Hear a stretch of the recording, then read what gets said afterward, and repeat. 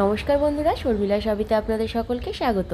আজ আমি আপনাদের সাথে শেয়ার করব মালাই পনির রেসিপিটা আপনারা প্রথম থেকে শেষ পর্যন্ত দেখবেন, তাহলে স্টেপ বাই স্টেপ বুঝতে পারবেন আমি কিভাবে এই মালাই পনির বানাচ্ছি একদম রেস্টুরেন্ট স্টাইলে। দেখুন, প্রথমে এখানে 250 গ্রাম পনির নিয়ে নিয়েছি। পনিরটাকে আমি ভালো করে ছুরি দিয়ে কেটে নিচ্ছি। এই রকম বড় বড় করে আমি কিউব সাইজের কেটে নিয়েছি। আপনারা চাইলে এর থেকে ছোটও করতে পারেন, আবার এর থেকেও বড় করতে পারেন সাইজ। এবার দেখুন, একটা পাত্রে অল্প একটু নুন নিয়ে তাতে গরম জল দিয়ে দিলাম। এবার একটা ফ্রাইং প্যান গরম করে তাতে সামান্য একটু সাদা তেল দিয়ে পনিরের টুকরোগুলো আমি দিয়ে একটু হালকা লাল করে এগুলোকে দুটো সাইড ভেজে নেব। সমস্ত পনিরগুলো দেখুন দুটো সাইড বেশ ভালো করে লাল লাল করে ভেজে নিয়েছি, তবে বেশি কড়া করে আমি ভাজিনি। এবার দেখুন, তেল থেকে তুলে নিয়ে আগে থেকে যে গরম জলটা রেডি করে রেখেছিলাম তার মধ্যে দিয়ে দিলাম। এবার ফ্রাইং প্যান গরম করে সাদা তেল দিয়ে তাতে ডুমো ডুমো করে পেঁয়াজ কুচিয়ে আমি দিয়ে দিয়েছি। এবার পেঁয়াজটা একটু হালকা করে নাড়াচাড়া করে নেওয়ার পর দিয়ে দিলাম একটা মিডিয়াম সাইজের টমেটো কুচি। টমেটোটা দু একবার নাড়াচাড়া করার পর দিয়ে দিলাম 6 থেকে 7টা কাজু বাদামের টুকরো। এবার সমস্ত কিছুটাকে মিক্সার জারে দিয়ে তাতে দুটো কাঁচা লঙ্কা, 1 ইঞ্চি আদা, গোটা 10 রসুনের কোয়া আর অল্প একটু জল দিয়ে এটা পেস্ট বানিয়ে নিলাম। আবারও ফ্রাইং প্যানের মধ্যে একটু তেল দিয়ে সাথে সামান্য একটু ঘি, একটা শুকনো লঙ্কা, একটু গোটা জিরে আর গোটা 4-5 গোলমরিচ দিয়ে তাতে দিয়ে দিলাম হলুদ গুঁড়ো আর সামান্য একটু লঙ্কা গুঁড়ো। এবার যে পেস্টটা বানিয়ে রেখেছিলাম আগে থেকে, সেই পেস্টটা দিয়ে ভালো করে আমি এটাকে একটু কষিয়ে নেব 5 মিনিট ধরে।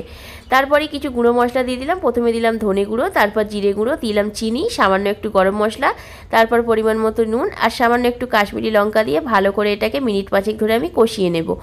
5-6 মিনিট পর দেখুন, কষিয়ে নেওয়ার পর তেলটা ছেড়ে দিয়েছে ওপর থেকে। এবার আমি মশলা ধোয়া জলটা দিয়ে আবারও এটাকে ভালো করে মিনিট 5 ধরে আমি কষিয়ে নেব।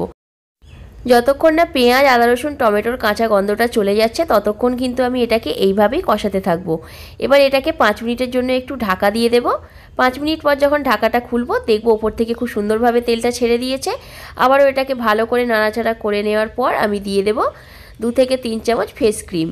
ফেস ক্রিমটা এখানে দেওয়ার পর ভালো করে পুরো গ্রেভিটার সাথে আমি ফেস ক্রিমটাকে এবার মিশিয়ে নেব। এই সময় অবশ্যই কিন্তু গ্যাসের ফ্লেমটাকে লো টু মিডিয়ামে রাখবেন।